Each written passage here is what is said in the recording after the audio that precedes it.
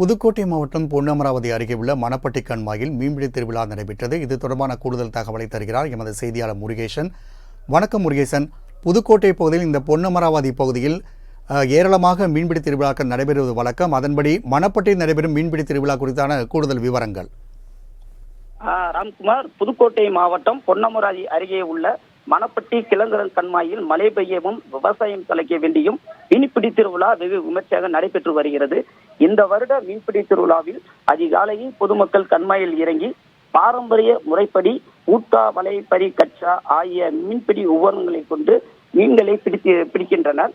அதில் ஒவ்வொருத்தர் கையிலும் நாட்டு வகை மீன்களான விரால், ஜிலேபி, ஐரை, கெண்டை ஆகிய மீன்கள் கிடைத்தன. இதனால் பொதுமக்கள் மகிழ்ச்சி அடைந்தனர்.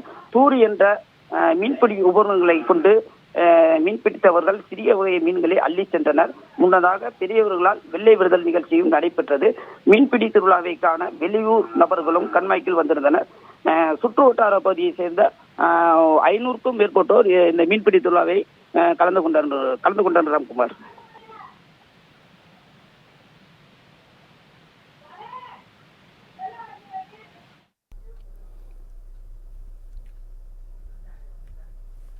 முருகேசன், தகவலுக்கு நன்றி.